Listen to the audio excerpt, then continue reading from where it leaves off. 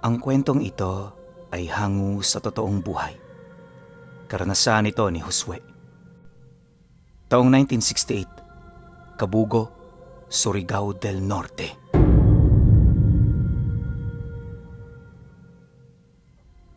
Sa isang liblib na baryo ng Kabugo, nakatira ang pamilya ni Josue. Payak at tahimik ang mga buhay nila at sa kabuuang taon ng kanilang paninirahan dito, wala pa silang naranasang kakaiba. Ayon sa kanya, na sa dinami-rami ng lugar na kanilang napuntahan, tanging sa baryong yun sila nakaramdam ng kaligtasan. Yun bang kahit wala silang nakikita, ramdam nilang merong nagbabantay sa kanila. Nga pala Pinuno, hindi ko nasasabihin ang pangalan ng baryo. Hanggang ngayon kasi, dito nakatira ang naiwang pamilya ni Josue. Masaya na sila roon at anuman ang nangyayari sa lugar, sa kanila na lang yon. Dagdag pa niya na, kaya hindi sila roon umalis ay dahil sa rasong piling mga tao lang ang nakakaalam. Sa panahong ito, merong nakatira roong matandang babae na kilala nila sa pangalang Aling Rosya.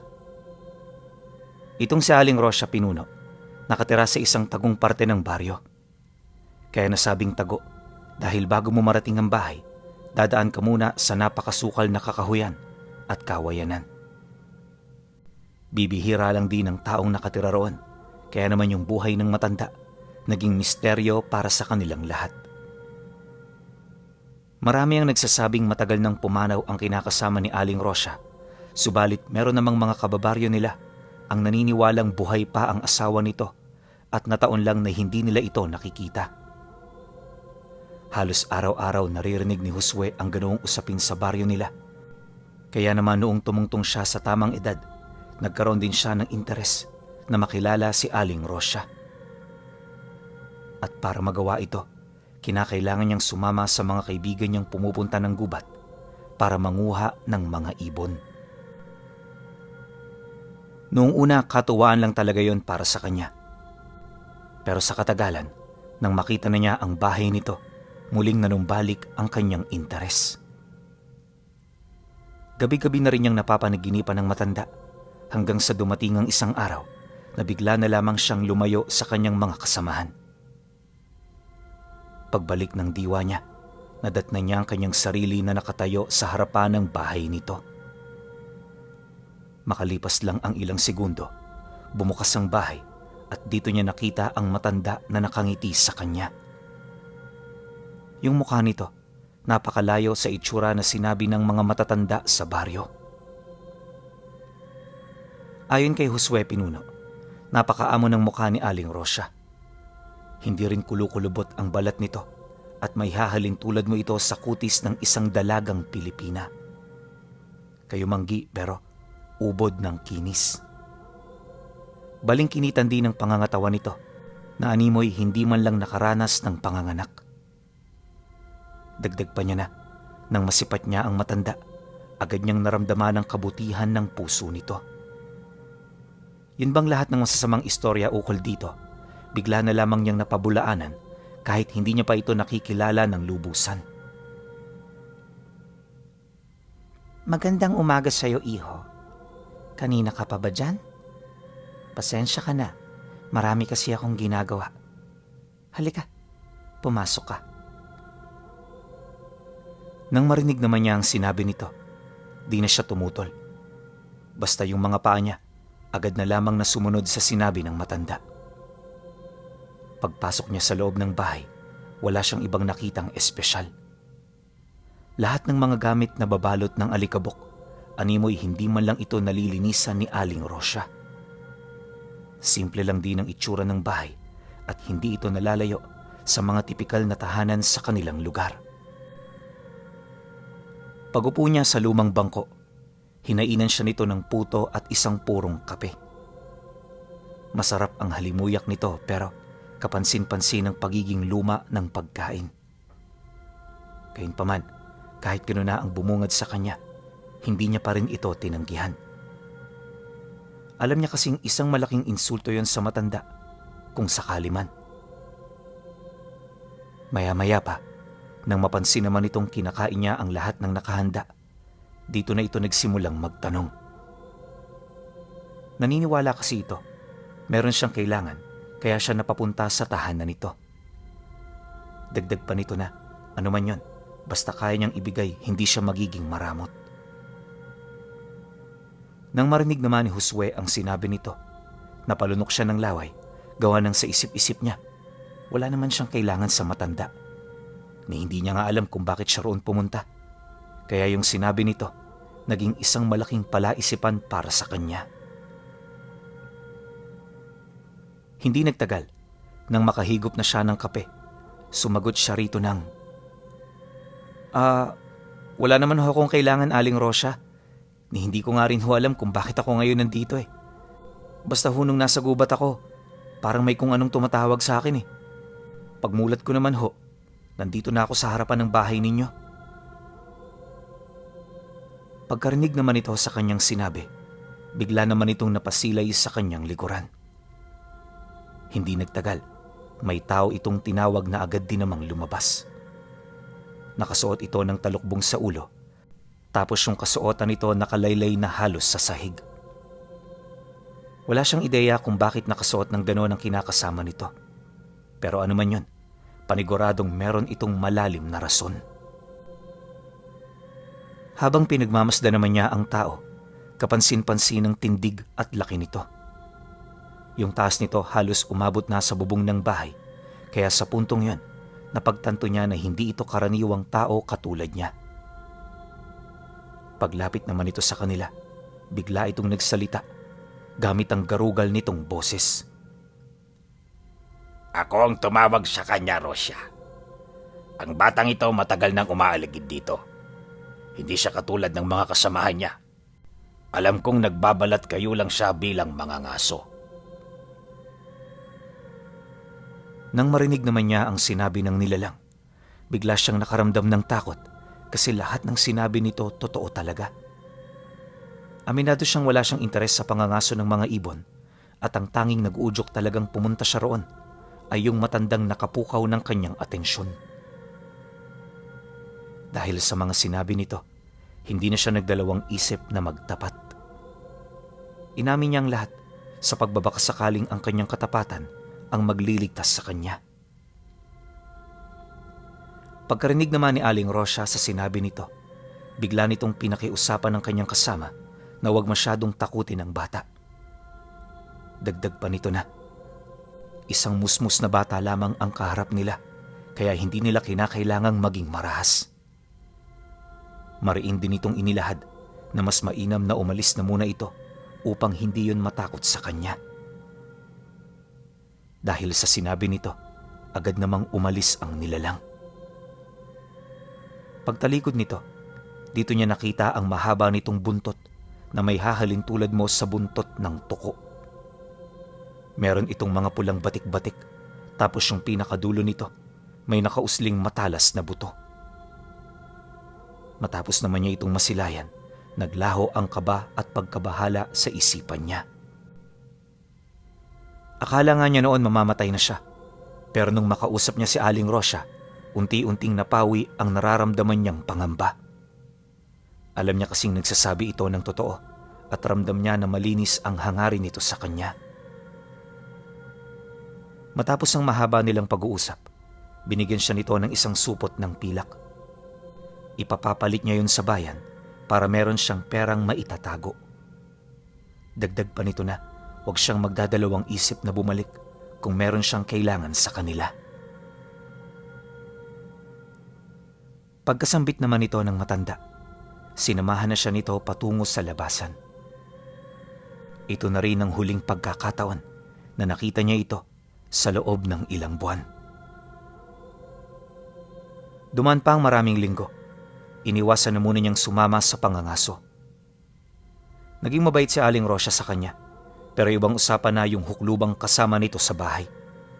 Ito ang iniiwasan niya sa kadahilan ng ramdam niya na kapag hindi niya ito nilayuan, merong masamang mangyayari. Hanggat maaari rin, pinipilit niyang ilihim ang lahat ng kanyang mga nalalaman, pero habang tumatagal parang nawawala ito sa isip niya. At sa hindi inaasahang pagkakataon, dumating na nga ang araw na kinakatakutan niya. Papasapit na noon ang bisperas ng pista at medyo malapit na rin ang kaarawan niya. Pagtungtong ng araw ng selebrasyon, marami ang dumalo para makisaya. Hindi lang din mga kaibigan niya ang dumalo, bagkus maging ang mga manginginom sa lugar nila. Lahat ito nakikikain at nakikisaya. Pagsapit ng gabi, tanging silang magkakaibigan na lamang ang medyo matino ang pag-iisip. Wala kasing lasinggero sa kanila, kaya literal na usapan at pagsasaya lang ang kanilang ginawa. Hindi naglaon, nang matapos na ang selebrasyon, isa-isa na itong nagpaalam. Ang naiwan na lang sa bahay nila ay yung mga lasenggo na kainuman pa rin ng tatay niya. Nang mapansin naman ito ni Josue, tumabi siya sa mga ito para makinig sa pag-uusap. Napansin niya kasing interesante ang pinag-uusapan ng mga ito, kaya napilitan siya roong lumapit para sana magpalipas lang ng oras. Ang kaso lang, nung nakikinig na siya, narinig na naman niya ang pangalan ni Aling Rosia. Lahat ng sinasabi nito ay purong pangwawalang ya niya sa matanda hanggang sa hindi na niya naatim ang kanyang mga narinig. At sa hindi malamang dahilan, bigla siyang napasigaw habang mariing pinabubulaanan ang lahat ng alegasyon ng mga ito. Nang marinig naman ito ng mga lasenggo, bigla itong napatahimik. Lahat yon tumitig sa kanya, animoy naghihintay sa kanyang mga sasabihin. Maging ang tatay niya noon, hindi na rin magkamayaw sa pagtatanong hanggang sa aksidente niyang nailahad ang lahat ng mga nalalaman niya.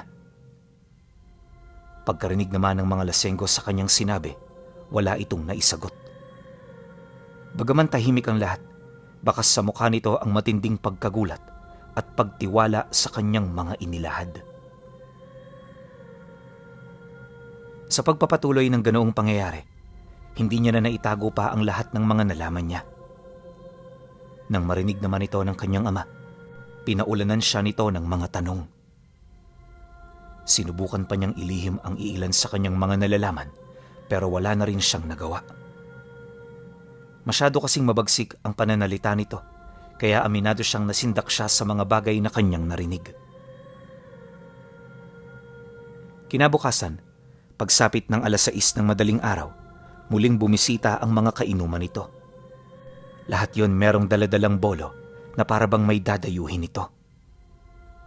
Nang marinig naman ng tatay niya ang pagtawag, agad naman itong lumabas, bitbit ang isang mahabang talibong.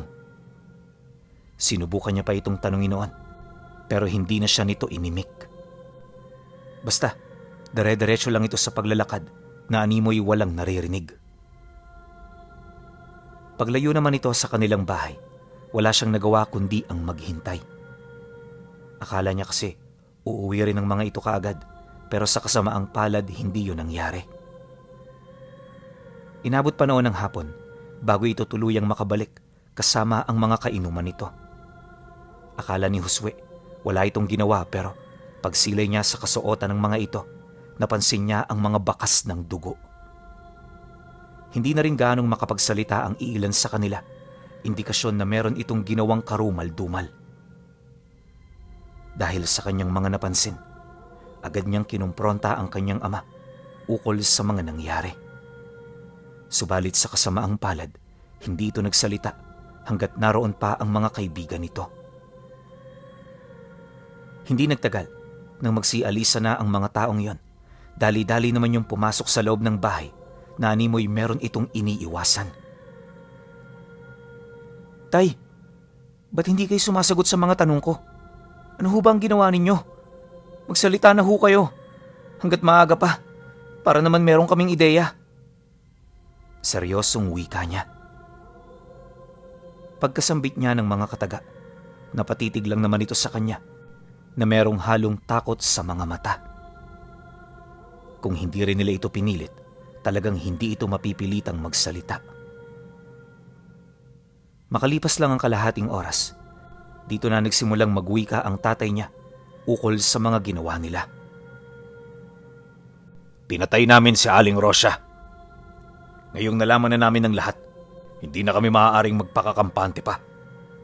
Maraming salamat, anak.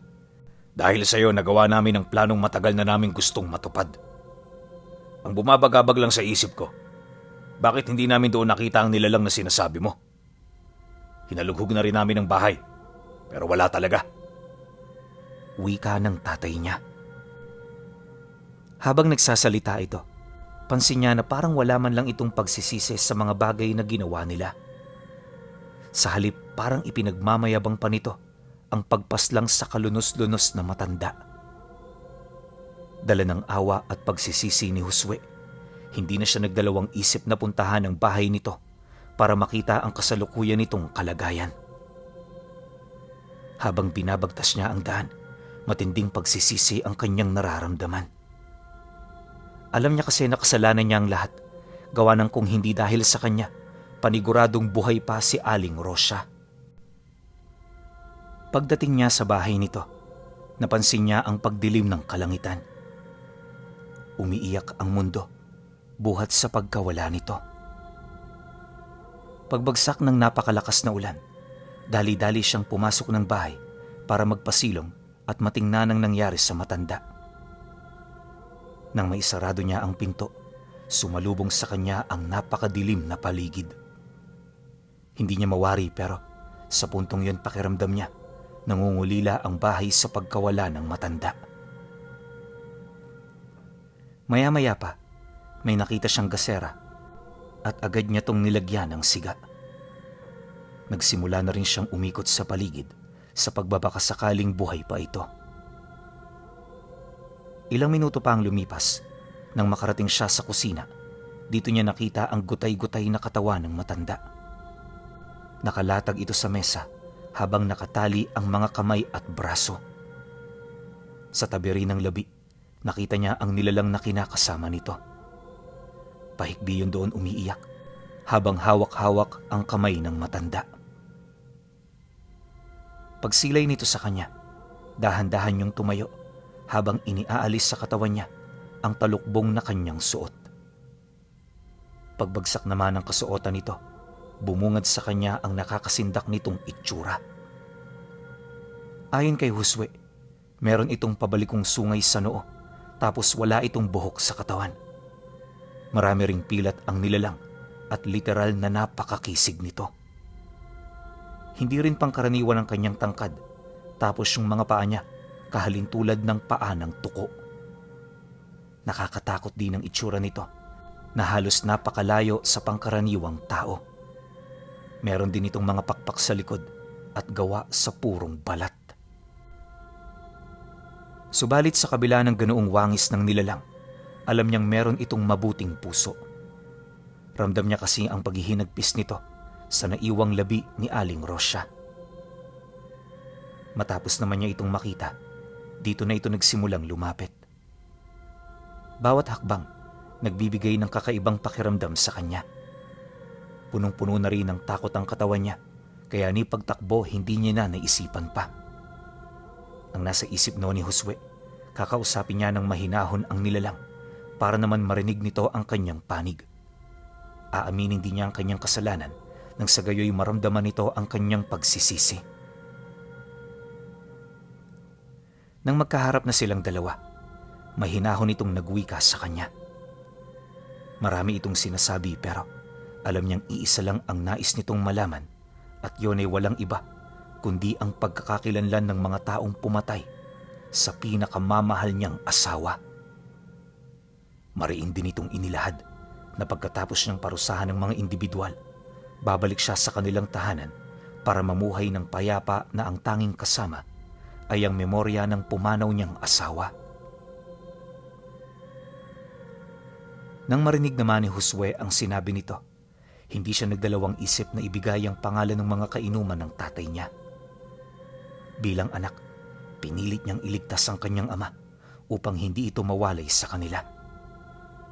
Kahit kasi pasaway ito, aminado rin siyang pinapahalagahan niya ito ng buong puso. Naisip din niya na baka maging sapat na ang pag-alay niya sa mga kasamahan nito para mailigtas niya ang buhay ng ama niya. Matapos naman niya itong gawin, napansin niya na wala namang pagtutol ang nilalang. Nang marinig nito ang lahat, sumagot ito sa kanya ng, "Maraming salamat." Sa ngayon, Josue, pwede bang bantayan mo na muna ang bahay namin? 2 araw lang ang hihingin ko sa'yo para matupad ang lahat ng binabalak ko. Sige ho, ako na hong bahala rito. Basta ho, bago kayo umalis, pakiayos muna ang asawa ninyo. Ayoko kasing manatili dito na ganyan ang kalagayan niya eh. Nang marinig naman ito ng nilalang, agad nitong kinalaga ng labi ni Aling Rosya. Kahit umuulan, bitbit niya yon papalabas ng bahay nila para ilibing. Tahimik lang naman siya roong sumunod hanggang sa marating na nila ang likurang parte ng bahay. Sa kumpas ng kamay nito, nakapaglikha ito ng uka na agad nitong pinaglagyan ng labi. Matapos nun, tinakpan niya ito ng mga kahoy at bulaklak bago tuluyang tabunan. Nag-alay din ng dasalang nilalang kung saan ramdam na ramdam niya ang matindi nitong pagluluksa. Pagkatapos ng mga ganoong kaganapan, umalis ito sa pamamagitan ng pagsakay sa isang kabayong nilikha nito sa pamamagitan ng bawat patak ng ulan. Nang makalayo na ang nilalang, napagtanto ni Josue na marami itong abilidad na hindi kayang maunawaan ng kanyang isipan. At sa puntong yon, naunawaan niya na ang pagkamatay ni Aling Rosya ay may hahalin tulad sa pagbukas ng pintuan ng impyerno. Lumipas ang araw na yon, tahimik siyang nanatili sa bahay nito. Bagaman malalim na ang gabi, hindi niya binalak na matulog. Sa tuwing ipinipikit niya ang kanyang mga mata, ramdam niya ang kalungkutan sa paligid. Ultimo mga ipis at iba pang mga insekto, nararamdaman niya ang matinding kalungkutan buhat sa pagkawala ng matanda. Pagsapit ng 2:00 ng madaling araw, muling bumalik ang nilalang. Habang papalapit ito ng bahay, unti-unti niyang naririnig ang sigaw ng lalaking dinukot nito.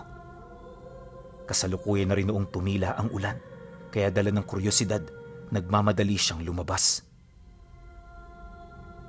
Pagbukas niya ng pinto, nakita niya ang kaibigan ng tatay niya na kasalukuyang tinatalian ng lubid sa mga binti at braso.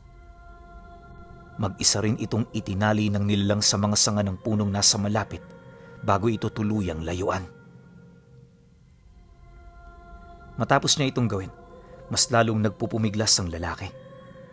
Nasipat na rin siya nito sa mga sandaling yan, kaya hindi nito maiwasang humingi sa kanya ng tulong. Panay na rin ang ginagawa nitong pagmumura na animoy hindi nito matanggap ang kalagayan niya. Subalit nang marinig niya ang lahat ng sinasabi nito, nanatili siya sa kanyang kinaroroonan. Wala siyang balak na tulungan nito dahil alam niyang ikakapahamak niya lang ang ganoong pasya. Naniniwala rin siyang bagay lang ito sa kaibigan ng tatay niya dahil sa ginawa nilang pagpatay sa kalunos-lunos na matanda. Ilang minuto pa ang lumipas, pinaikutan na ito ng nilalang habang umaangil ng malalim. Mayat maya na rin ang pagkumpas ng mga kamay nito na siyang nakapaglilikha ng mga tuod na gawa sa purong bato at lupa. Pagtarak nito sa likod ng lalaki, dito na ito unti-unting sumigaw dahil sa pagbaon nito sa kanyang katawan. Nang mapansin naman ng nilalang na bumaon ito sa gulugod, tsaka pa lamang niya ito tinantanan. Huwag kang mag-alala. Hindi pa napapanahon para mamatay ka. Hihintayin mo muna ang lahat ng kasamahan mo dahil ang gusto ko na sabay-sabay kayong mawawala sa mundong ito. Tandaan mo, tao, yang walang kwenta mong buhay hindi sapat para maipangbayad sa buhay ng aking asawa. Gigil na wika nito. Nang marinig naman ito ng lalaki, paulit-ulit lang itong nagmumura habang walang patid nitong dinuduraan ang nilalang. Kahit sumusuka na ito ng dugo, nagpatuloy pa rin ito sa ganoong aksyon hanggang sa nagdesisyon na ang asawa ni Aling Rosya na lagyan ito ng ahas sa katawan. Sa isang iglap, may lumabas na serpente sa bunganga nito na siya namang agad nitong ipinadaloy patungo sa bibig ng lalaki. Pinilit niya itong pigilan pero sa sobrang lakas ng nilalang, hindi niya na ito nagawang malabanan. Nang tuluyan na itong makapasok, dito na ito nawala ng abilidad na magsalita. Ang tanging nagawa nito ay maghingalo habang nakatitig dito. Maya-maya pa, tuluyan na rin itong nawala ng ulirat. Pagsilay naman ni Josue na wala na itong malay, dito na siya lumapit sa asawa ni Aling Rosia para kausapin ito ukol sa binabalak nitong mangyari. Kahit papano kasi, sinusubukan niya itong pigilan nang sa gayoy wala nang mamatay. Ang kaso lang hindi ito nakinig. Ang naging rason nito sa kanya. Kung ikaw ang nasa kalagayan ko, gugustuhin mo rin bang mabuhay ang mga taong pumatay sa mahal mo? Hinding-hindi mo ako maiintindihan, Josue, sapagkat ang sakit na aking pinagdadaanan ay hindi mo pa naranasan. Bagay lang ito sa kanila, kaya hindi nila ako masisisi. Dahil sa sinabi nito, wala na siyang nagawa pa. Upang hindi siya madamay, pinili niyang umiwas na lamang at sumunod sa mga ipinapagawa nito.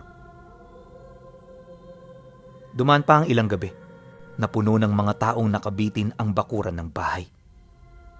Sa malayo para na itong sapot ng gagamba kung titingnan. Lahat din ng mga nadakip, magkakaparehas ang mga naranasan, kaya bawat isa walang kakayahan na sumigaw para humingi ng tulong sa mga taong nasa malapit. Isang linggong naghirap ang mga ito bago dumating ang araw ng paniningil. Pagsapit ng gabi ng itinakdang araw ng nilalang, pinapunta siya nito upang maging saksi sa pagpataw nito ng parusang kamatayan. Ayaw na sanang pumunta roon ni Josue pero napilitan siya alang-alang sa mga taong kakilala niya. Pagdating niya sa lugar, nadatnan niya ang nilalang na nakaupo sa tabi ng bahay habang pahikbing umiiyak. Hindi niyo alam kung gaano ko kamahal ang taong pinaslang ninyo. Si Rosia ang nag-iisang tao na kumupkop at tumanggap sa akin. Binigyan niya ako ng buhay na kailanman hindi ko alam na posible.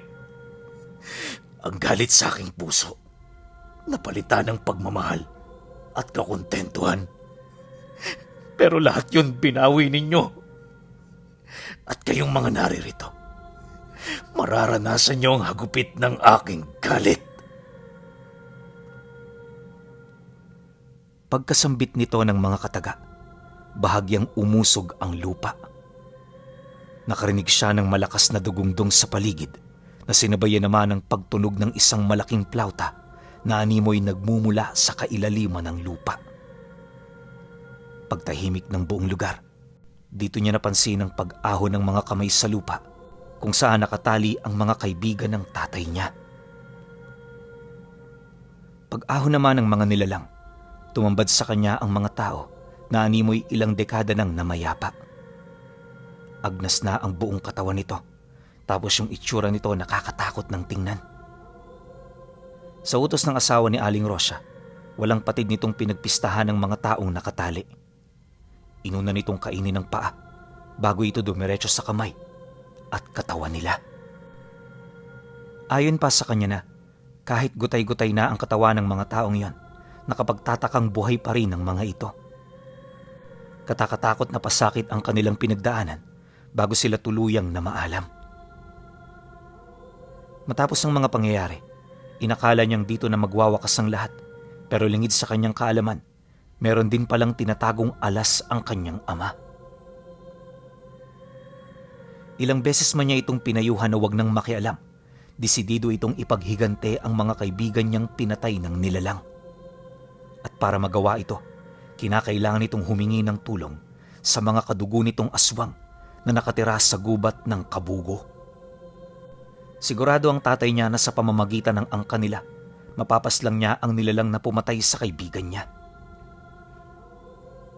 Sa loob ng isang buwan, nawala ito sa baryo. Pag-uwi nito, meron na itong mga kasamang tao.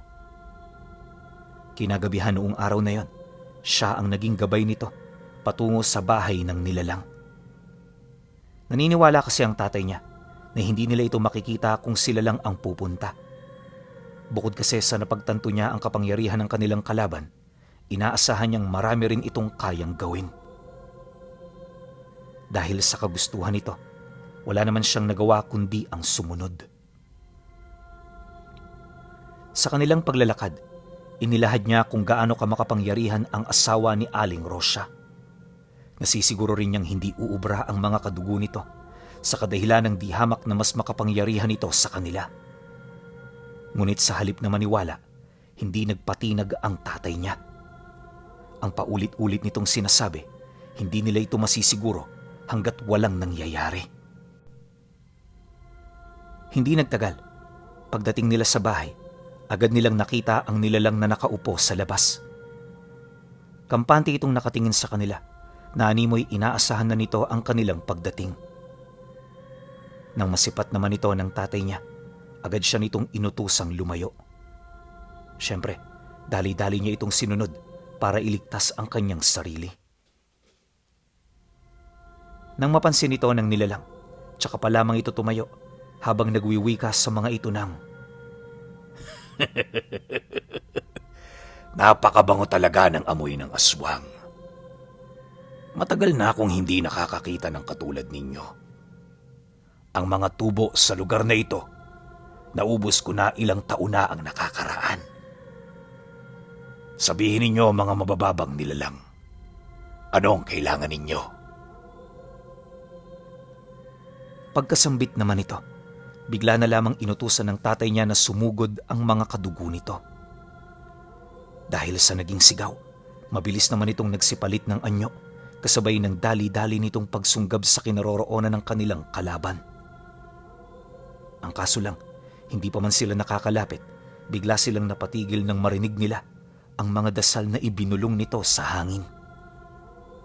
Sa isang iglap, imbis na pagtulungan nila ito, bigla nilang sinunggaban ang kanilang mga kasama. Literal na naglaban-laban ng mga nilalang hanggang sa mamatay ang maraming bilang sa kanila. Dahil sa pangyayari, nagdulot ito ng matinding pagkagulat sa tatay niya bago yung tuluyang maibao ng nilalang sa lupa. Pagtahimik ng paligid, inipon nito ang mga natitirang aswang para iimbak sa loob ng bahay. Personal na rin itong humingi ng tawad sa kanya ukol sa pagkamatay ng tatay niya. Ayon dito, hindi niya kontrolado ang sitwasyon, kaya anuman ang nagawa niya, mas mainam na patawarin na lamang ni Josue. Nang marinig naman niya ang sinabi nito, hindi na siya umimik pa habang naglalakad papalayo. Magmula noon pinuno, hindi na nakita pa ni Josue ang nakakatakot na asawa ni Aling Rosya.